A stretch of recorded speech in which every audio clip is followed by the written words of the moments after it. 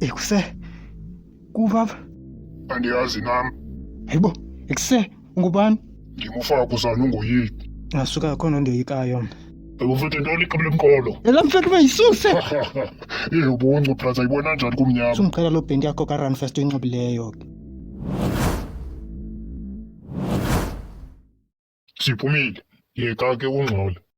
Yila ngubani ongxolayo? Suboniswa apha mani. Ukuba ubungakhali pha kutheni ibhukwe yakho imanzi nje. Kukubila kaloku. Phambi kokuba kwenzeke yonke le nto yenzekileyo bendijoga. Okay. Ihambe njani idate yakho?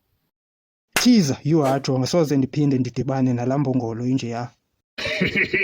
Khawubalise. Ndiza kunika laa thukhlipa yakho kange ndizigqibe nezo yure.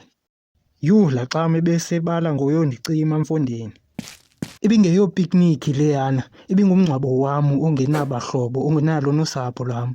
Ndiphantse ndayigabha intliziyo yam, ndaphinda ndayiginya. Akamhlimana umama wakhe kodwa umntana wakhe hayi andiyazi mani akabukeki tu. Inoba kufuze utata wakhe ngobubi. Inoba lo tata wakhe yinkuntsela egutsela. Umntana wam ke lo uthetha ngaye. Ekuse. Khange ndithethe into kunaxhelebile encongolo. Oh, uxolo Xhwel-ham. Ndithetha hayi kodwa mani mayithethwe inyani. Umbi mani umntana wakho bra. Ya ndiyayazi loo nto. Soloko xa ingcela imali ndibanara kanjani. Hayibo, kodwa ngumntana wakho nje. Uyafuna ndikuphe yena? Andifuni.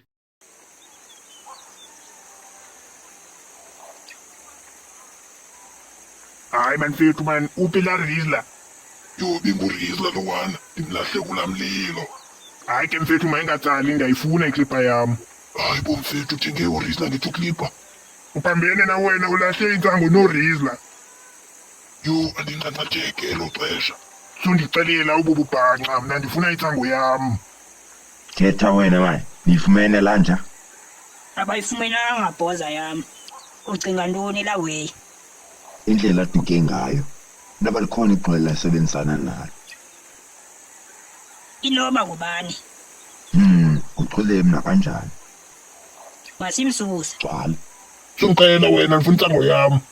Zambe magombre thina zavela yembini mna ndijani yomxhosa thina ekhaya sikhule ngesilawu vuka ekuseni ngenqondo zelawu satha nobuqu sifana ngempawu ngoku ndicinga ngothatha indawo buyisa isizwe nikaza kwaphalo thetha ngezaci zafobe mhlabela umhobe asiye thina